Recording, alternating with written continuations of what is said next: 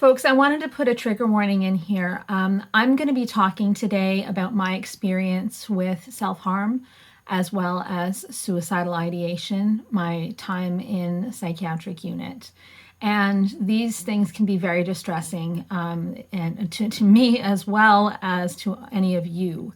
And so if this isn't a conversation where you're going to feel safe, I would ask you to please bow out of this one. We'll have plenty of time to talk here on this channel about things that aren't triggering for you. So I just wanted to flag that one. And remember that if you are triggered and you do need assistance, reach out for help to either a loved one or a local hotline. There are always options for you to get somebody on the phone right away. So please do remember that. Okay, stay safe, guys. Hey guys, welcome back to my channel. My name's Jessica Ward King, also known as the StigmaCrusher.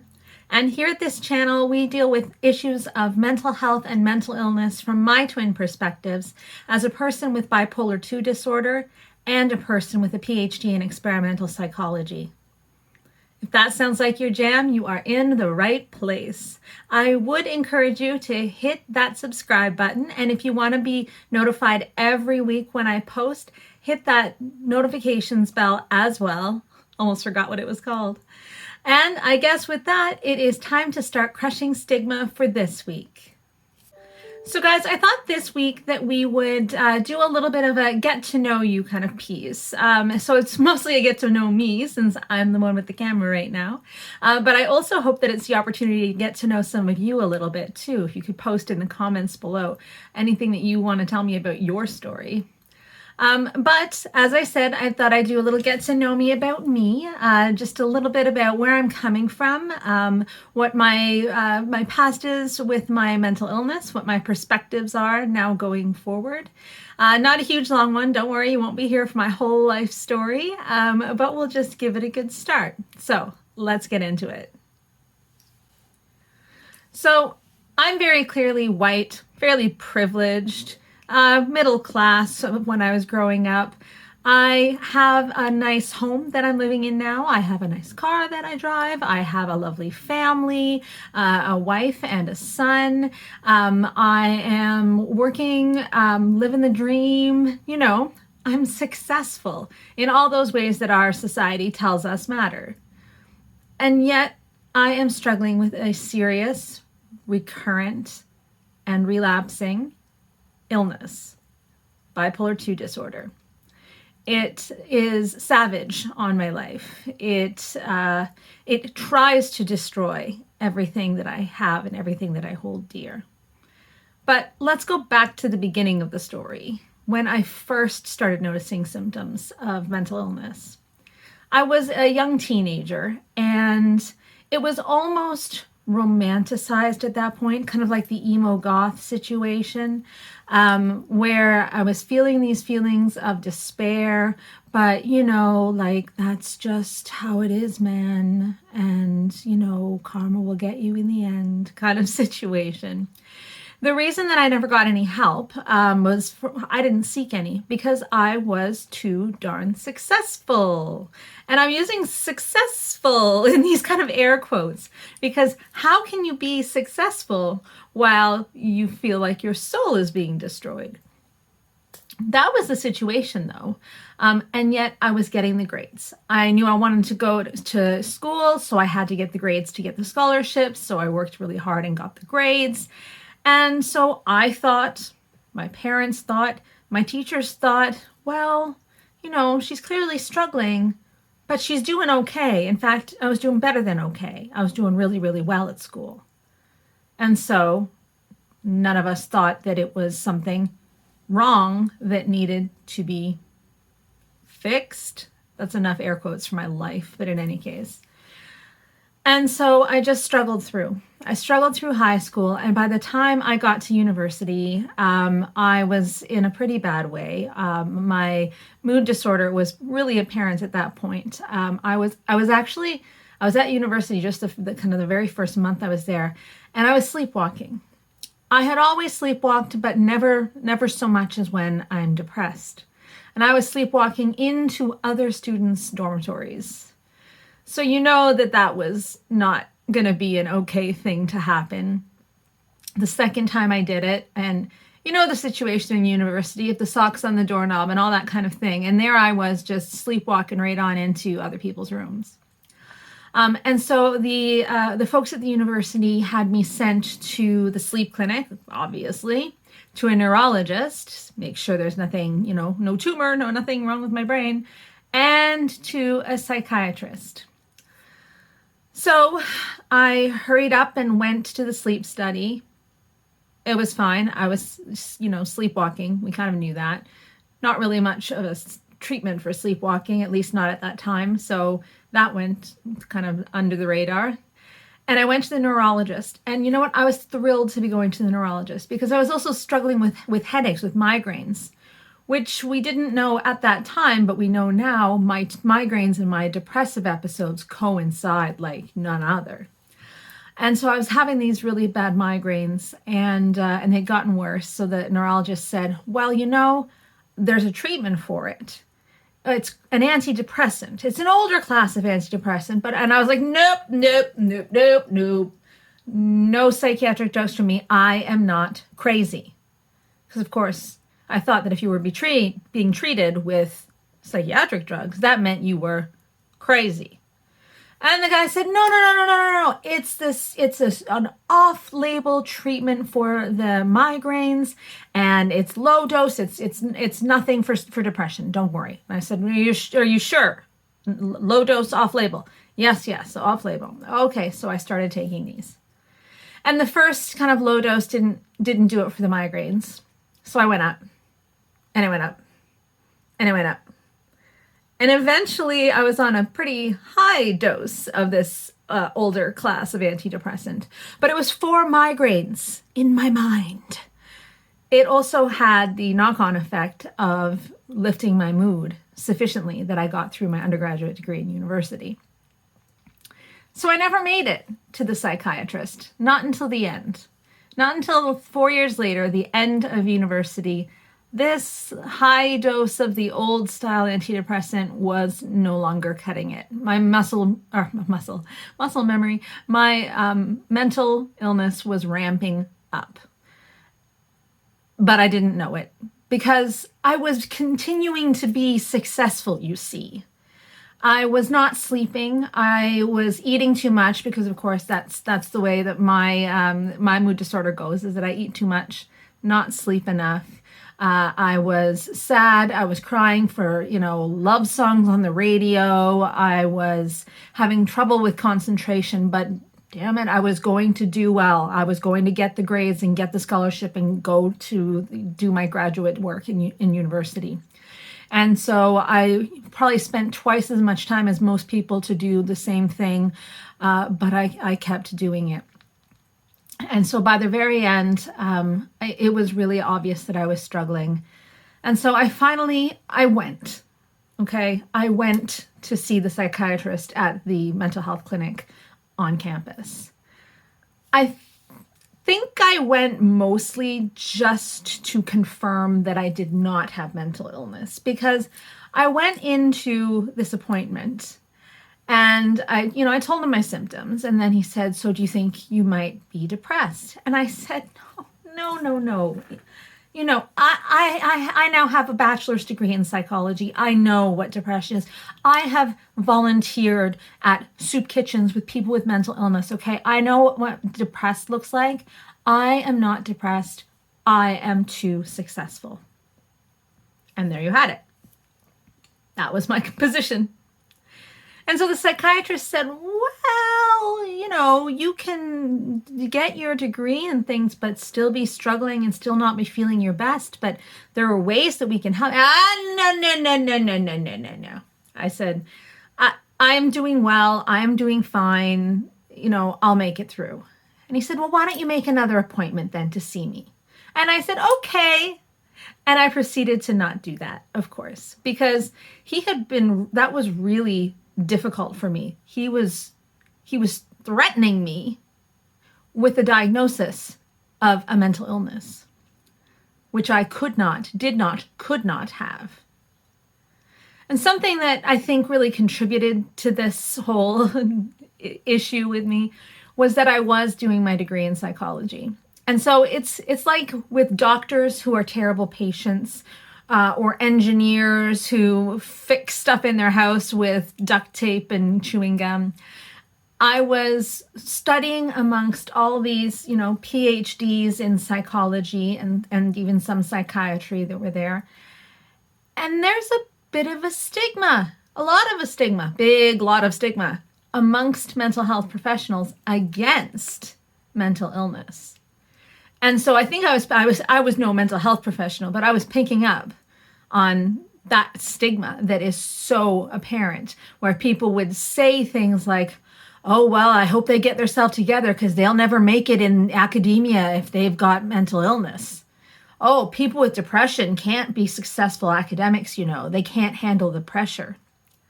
Things like that. And so I think I caught that bug, in addition to the stigma I just had to begin with, where, successful meant that you could be suffering with legitimate mental illness.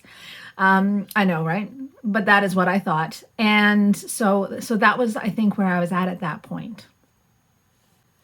So I got on the plane, I went to where I was doing graduate school, and things only got worse from there. It went to a place where I knew no one. I didn't know how the educational system worked. I didn't know how the medical system worked. I had no social supports whatsoever. And there was this huge pressure of starting this new graduate degree in psychology. You've got to prove yourself. You've got to prove immediately that you are going to be one of the ones that makes it, that you are going to succeed at this if you want to get the support. And hey, if you want to get the grant money and go to the different symposia and whatnot, you've really got to prove yourself. And so I got there and I proceeded to try to start doing this. But as I had mentioned, my mental illness was ramping up. And for me at that point, it was depression. It had been depression since it had reared its ugly head. It had been depression, maybe with a little bit of hypomania in between. And despite I was trying so hard, as I said, twice as hard to get one thing done. I was trying so hard, but I really didn't want to realize it. I finally realized, with all the knowledge I had, with all, I knew the Diagnostics and Statistics Manual of the American Psychiatric Association, the DSM, like inside out. I knew what a diagnosis looked like, but I didn't want to see it. And so it wasn't there until I was at an graduate level conference at one of those nice hotels where they sometimes have conferences, where the other half live. And I was at the top of the grand staircase, and I found myself looking, my hands were clutching on to the banister, and I'm looking down, and I can see where there are marks of self-harm on my hands and wrists. And I'm looking over this banister, trying to decide whether I would actually die if I were to go over the banister. And because I didn't want to attempt and be resuscitated, I didn't want to have to face my mother when that would happen. I wanted to make sure that I was going to die if I tried to kill myself by suicide. And I looked kind of down those stairs, and I think I realized that I needed to do something. I came to the conclusion, oh, no, they're not tall enough. You can't die by suicide here. But I did go home, and I'd been there for a few months, so I'd made a couple of girlfriends, and after a bottle of wine, I did tell them what had happened. And I was really fortunate. One of them was really empathetic and really mature and said, I think you really need to go into the local psychiatric hospital and be assessed. So I took her up on it. I think that experience really scared me, and I took her up on it, and she took me to the local psychiatric hospital, and it was determined that I needed to be admitted. And so the first thing that they do is get you ready to go onto a ward. And so it was to take away my shoelaces, because the shoelaces could be used to harm oneself or others, as well as my belt. Now, for me, unfortunately, I was a very, very heavy woman at that point. And so without a belt, there was no way to keep my pants up. And so I ended up with a sheet wrapped around me because, of course, none of the gowns were going to fit me either. So there I stand in my sheet. My shoes are off because no shoelaces. So I ended up with those, those little CSI booties that like your dentist makes you wear in the winter and stuff like that. Yeah, they're real sexy and they're real warm, I assure you. But so that's me standing completely dehumanized wrapped in a sheet wearing CSI booties. And I walk into the unit and the nurse is showing me where I'm going to be staying because, of course, this all happened at midnight. These things do not appear to happen during the day at a normal hour. These things appear only to happen at midnight, at least in my experience. And so I go over to the women's ward, and it's just one long hallway with maybe 15 doors on either side. But the first thing I notice is that there is a little window at about head height, like literally head-sized head height.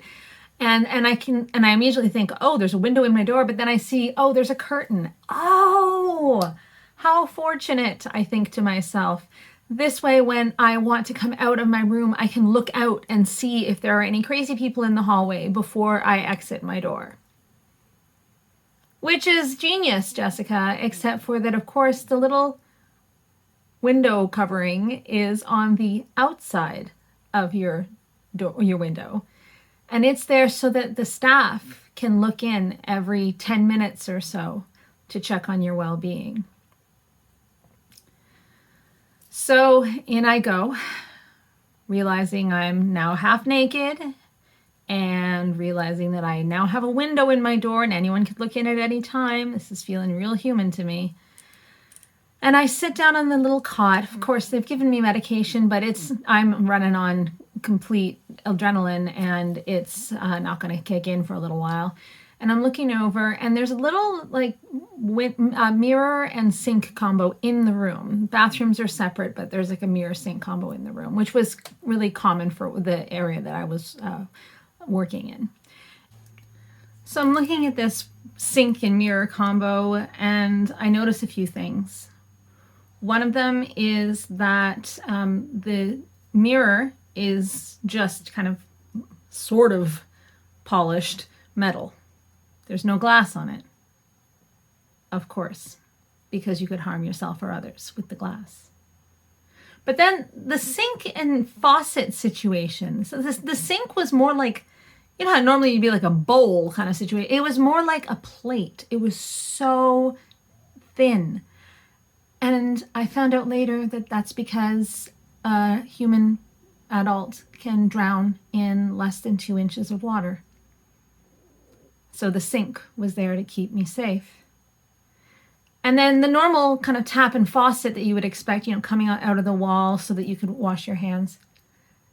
The faucets were 2 little buttons in the wall, one for ostensibly hot, one for cold, both really for tepid.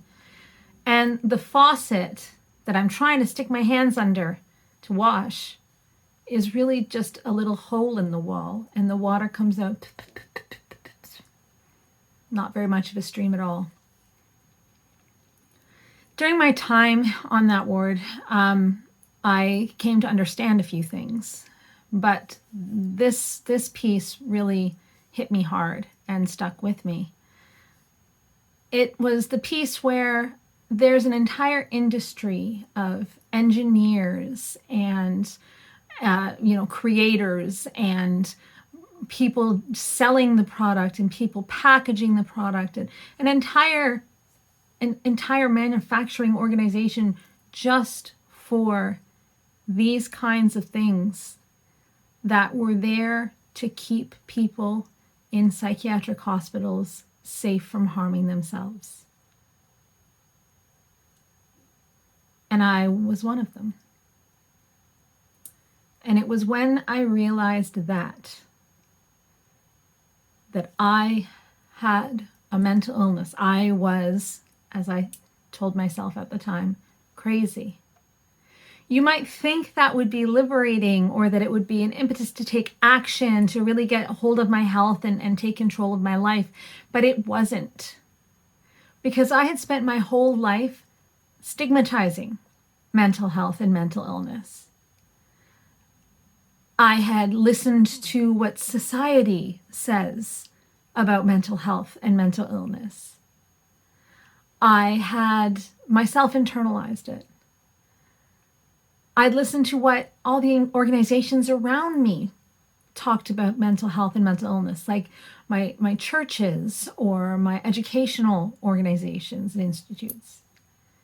And I give you the Coles notes, none of what they said is particularly wonderful. It's all extremely stigmatizing. And so when I turned that around on myself, I really started to self-stigmatize. And that was nearly the beginning of the end for me. That was the worst thing that could possibly happen.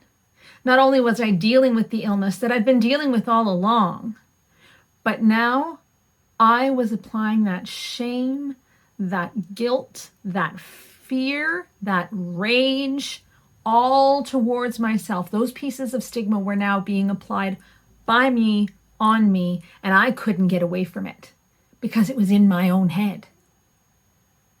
And as I continued to struggle over the next 5 years, I struggled more with the stigma of mental illness than I did with the actual mental illness. Well, maybe 50-50. So that's where I'm coming from. That's how I became the StigmaCrusher. Well, not exactly yet, because while I'm in the throes of the stigma, I'm not a very good StigmaCrusher at all. In fact, I'm a hider. I'm a stigma ignorer, as best as I could anyway. I am a person who is not letting anyone in my life know about my psychiatric diagnosis. I am hiding. I am shameful. I am guilt-ridden. And while I'm doing that, I'm not the best StigmaCrusher. But we're going to talk about when I really and truly came into my own as a StigmaCrusher. And it's a more uplifting story, for sure. But it also has its tragedy and sorrow, as do all of these things. So that's kind of the get to know me, where did I come from, that I wanted you to know for today anyway. Other interesting facts about me, well, I'm pretty quiet. Like I said, I have a family who loves me. I have a job that I love, and I love being here on YouTube with you guys. This is my hobby. This is my passion. So that's the kind of the Coles notes about me these days. Oh, and I like to make jewelry. You can know that too. All right, guys, I'm going to leave us there for the moment. Otherwise, this is going to be a 50-hour long video.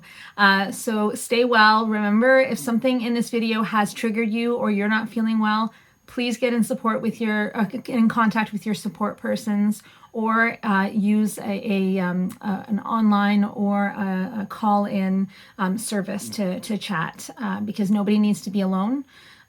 So make sure that you do what you need to do to stay healthy and safe for you. All right, folks, I will see you next time. Bye. StigmaCrusher.